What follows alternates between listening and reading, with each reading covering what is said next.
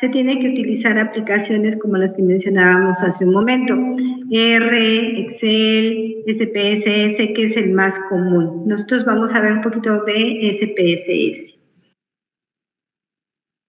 La estadística o bioestadística se divide en dos ramas, una que es la estadística descriptiva y otra que es la estadística inferencial. La estadística descriptiva es la que se encarga de recolectar, analizar y caracterizar ese conjunto de datos que nosotros estamos analizando con el objetivo de describir cuáles son las características y el comportamiento del conjunto de datos que estamos analizando a través de un resumen.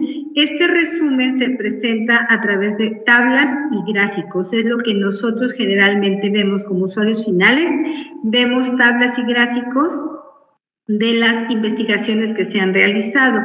¿Esto con qué objetivo? Bueno, el objetivo es resumir la información que nos va a proporcionar el conjunto de datos que fue analizado de una manera amigable para que lo podamos entender fácilmente las personas que no formamos parte de la investigación que se realizó.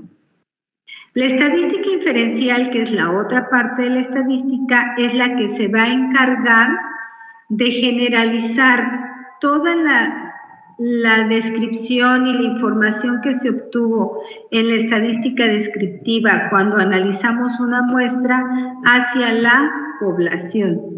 El objetivo de la estadística inferencial es obtener conclusiones útiles sobre una totalidad basándonos en la información que se generó a través de una muestra. Nosotros vamos a tener una población o un universo de individuos, vamos a seleccionar una muestra, analizamos la muestra, que es lo que hace la estadística descriptiva, como lo mencionamos hace un momento, y obtenemos conclusiones. Las conclusiones que obtenemos del estudio de la muestra a través de la estadística inferencial las generalizamos hacia el universo o población que estamos analizando. ¿De acuerdo? No sé si tengan preguntas hasta acá. ¿Alguna pregunta? ¿No? Ok. Bueno, entonces continuamos. Esta estadística inferencial tiene como base el modelo científico. ¿En qué consiste? Bueno, primero hacemos observaciones, investigamos, planteamos una hipótesis, se reúnen o recolectan los datos, se hace un análisis de datos. Aquí es donde entran las aplicaciones de software que utilizamos para hacer ese análisis de datos, obtenemos conclusiones, compartimos esos resultados y si fuera necesario, se repite el experimento. Comparado con la estadística inferencial, tomamos de una población o universo una muestra, que está representado por este cuadrito amarillo, sacamos esa muestra, analizamos los datos obtenidos a través de la estadística descriptiva y generalizamos esos resultados a la población a través de la estadística inferencial. Entonces, esa estadística está relacionada con el modelo científico. ¿Hasta acá alguna pregunta? ¿No? Muy bien. Una población. Bueno, una población es un conjunto completo de individuos que tienen al menos una característica en común, ¿sí? Por ejemplo, todos los pacientes con diabetes en una ciudad. Eso es una población. Ahora, ¿qué es una muestra? Bueno, tenemos dos tipos de poblaciones. Población finita y población infinita. La población finita o contable es la que conocemos el número de individuos que conforman esa población y la infinita o no contable es la que no conocemos el número de individuos que forman esa población. La muestra, ¿qué es una muestra? Bueno, la muestra es el subconjunto, un subconjunto de esa población, ¿sí? El tamaño de la muestra es el número de elementos de la muestra. Entonces, si nosotros, nuestra población eran los pacientes con diabetes de una ciudad, una muestra podría ser solo 200 pacientes con diabetes seleccionados aleatoriamente de la población total. Entonces, la población es el conjunto de individuos que tienen una característica en común al menos. Hay dos tipos de poblaciones, la finita y la infinita, y una muestra es el subconjunto de esa población. Cuando nosotros seleccionamos una muestra, debe de tener ciertas características esta muestra. Debemos de saber y definir cuáles son nuestros criterios de inclusión, cuáles son los de exclusión y cuáles son los de eliminación. Es decir, qué individuos vamos a incluir, cuáles vamos a quitar y cuáles vamos a excluir del estudio, ¿de acuerdo? Eso es muy importante para que la estimación que se haga de nuestra investigación pueda ser adecuada. ¿Qué características debe de tener una muestra? Bueno, la muestra debe de ser representativa, debe reflejar la característica o características de la población que se extrae, ¿sí? Debe de ser aleatoria. Cada miembro de la población debe tener una probabilidad conocida, es decir, todos los individuos de esa población deben de tener la misma probabilidad de ser seleccionados, ¿sí? ¿Esto para qué? Para reducir el sesgo de selección, es decir, yo puedo, de los 200 pacientes que voy a seleccionar de una ciudad, si escojo, por ejemplo, solo los de un hospital, pues ahí estoy sesgando la muestra, ¿de acuerdo? Todos deben de tener la misma probabilidad de ser seleccionados. La muestra también debe de tener un tamaño adecuado, debe de ser lo suficientemente grande para que represente a toda la población y la estimación que hagamos sea precisa y tenga un estadístico significativo. Vamos a ver una fórmula que se utiliza para obtener el tamaño de la muestra.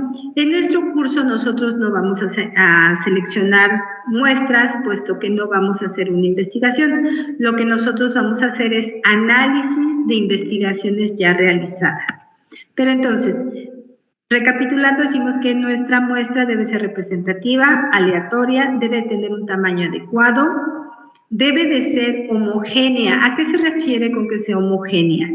Que la variabilidad dentro de la muestra debe de representar, debe estar controlada para reducir el error, ¿sí? Debemos de comparar y analizar dentro de estos grupos para que sea una muestra adecuada. Debemos de minimizar el sesgo, es decir, lo que mencionábamos hace un momento. La muestra debe ser seleccionada de manera que se minimicen los tipos de sesgo, incluyendo el de selección o el de medición. Y también nuestra muestra debe de ser viable, es decir, debe ser seleccionada de una manera que pueda ser práctica y realizable, ¿sí? No vamos a lo mejor, no vamos a elegir individuos que se encuentren en una sierra o en una población que sea inaccesible, que no podamos llegar a ella, o que nos cueste mucho trabajo. Hay que ver cuáles son las limitaciones de tiempo y presupuesto. A eso se refiere con que sea viable, que esté dentro de nuestro presupuesto y que el tiempo que tenemos para realizar nuestra investigación nos permita hacer esa selección de muestra. Muy bien. ¿Preguntas hasta acá? ¿Tienen?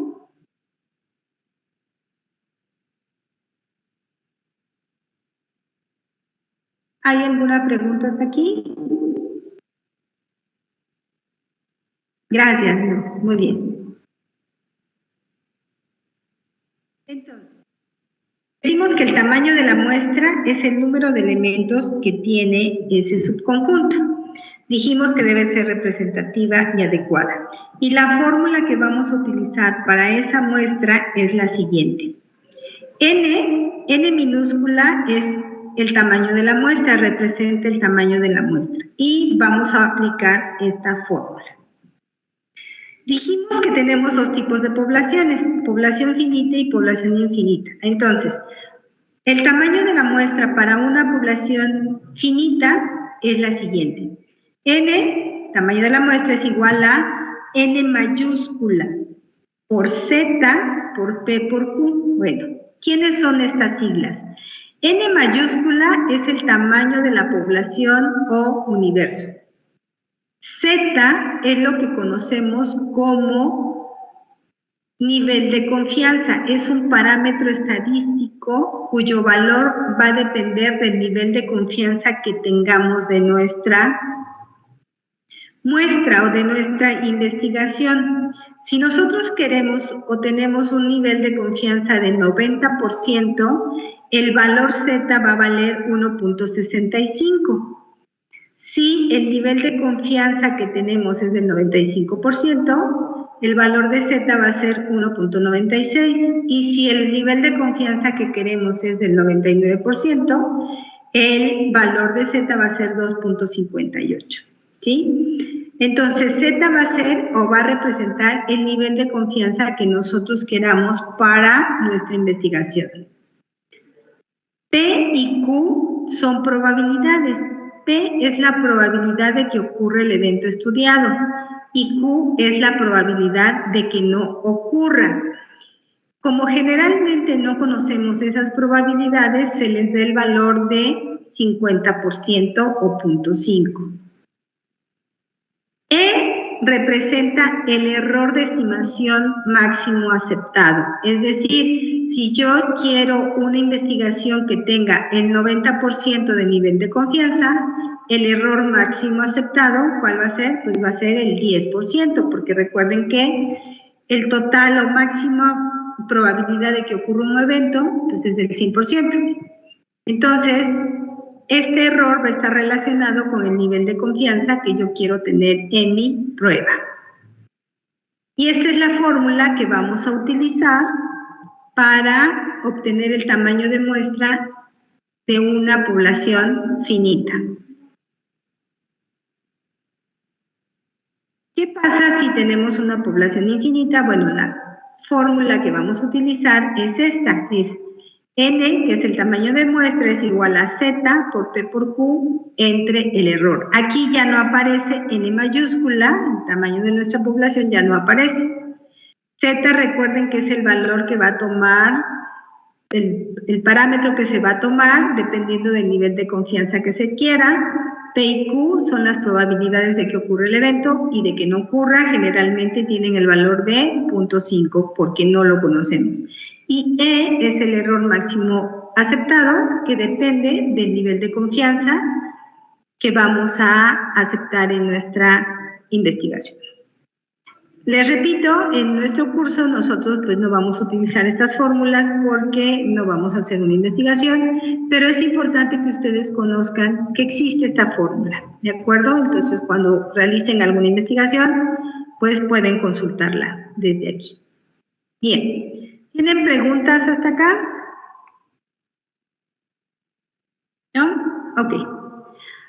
Hemos estado hablando de sesgos, ¿sí? Dijimos que cuando seleccionamos nuestra muestra debemos evitar el sesgo. ¿Qué es el sesgo? Bueno, el sesgo es un error sistemático en un estudio que conduce a conclusiones incorrectas. Por ejemplo, cuando nosotros tomamos la presión arterial, podemos estar utilizando un equipo que está mal calibrado. Ahí hay un sesgo, puesto que estamos tomando una presión arterial errónea, pero nosotros no lo sabemos, no estamos conscientes de ello. Hay un sesgo.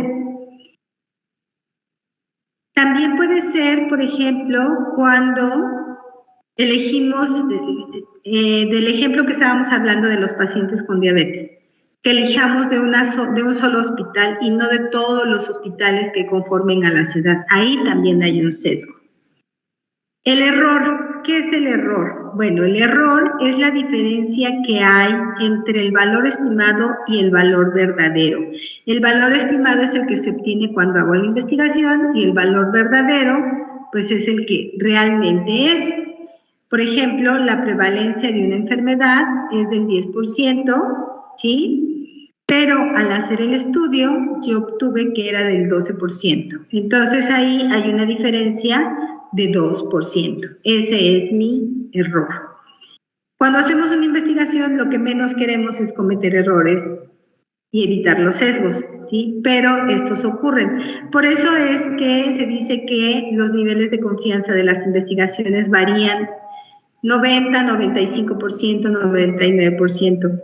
En estadística y probabilidad no aceptamos o no hay nada que sea 100%, a menos que tengamos algo que conocemos como evento seguro y que vamos a ver sus definiciones en probabilidad, ¿de acuerdo?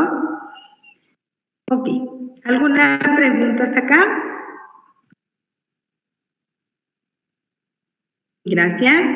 Bien, los errores pueden surgir de diferentes fuentes. Una puede ser desde la persona que está llevando a cabo la investigación o la medición, otra es el instrumento de medición, como lo mencioné hace un momento, o la persona que está observando o realizando la medición.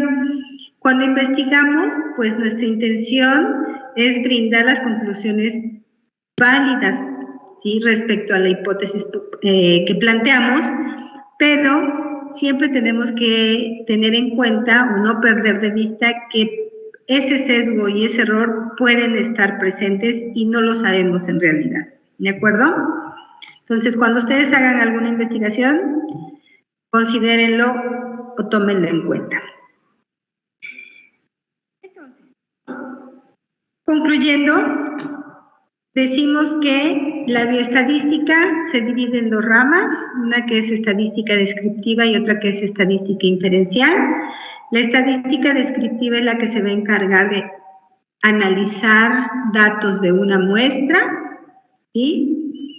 Nos va a generar valores que nos van a permitir reportar el comportamiento de esa muestra y a través de la estadística inferencial vamos a generalizar esos resultados hacia la población. Cuando nosotros tomamos un muestreo, obtenemos una muestra. Utilizamos la estadística descriptiva para analizar esa muestra. Los resultados que obtenemos reciben el nombre de estadísticos y los representamos con símbolos romanos. Cuando hablamos de estadística inferencial para generalizar la información, los resultados hacia la población, utilizamos símbolos griegos y esos resultados se conocen como parámetros. Entonces, cuando ustedes lean alguna investigación, el resultado de alguna investigación, y encuentren símbolos romanos, quiere decir que se están refiriendo a muestras, ¿sí?, que los resultados son de una muestra o de varias muestras y que se utilizó estadística descriptiva para llegar a ellos. Si tenemos símbolos griegos, bueno, estamos hablando de población. Dentro de la población solo vamos a tener un parámetro y en las muestras podemos tener varios estadísticos. Entonces, concluyendo, nuestras fases del proceso estadístico son tres. Una que es muestreo, otro que es estadística descriptiva y la estadística inferencial. Este proceso, chicos, estas fases apréndanselas. Esto es pregunta de examen. ¿Cuáles son las fases del proceso estadístico? ¿De acuerdo? ¿Y qué significa? ¿Qué es el muestreo? Bueno, es la selección de la muestra. La estadística descriptiva, analizar de manera particular los datos de la muestra que se seleccionó. Y la inferencia estadística es el estudio de la generalización de los resultados, de la posible generalización de los resultados que se obtuvieron hacia la población. Si lo vemos desde el punto de vista de un esquema, pues tenemos nuestra población, obtenemos una muestra a través del muestreo, analizamos esa muestra a través de las herramientas de estadística descriptiva y generalizamos a la población a través de las herramientas de la estadística inferencial. Muy bien. ¿Tienen alguna pregunta, duda, comentario?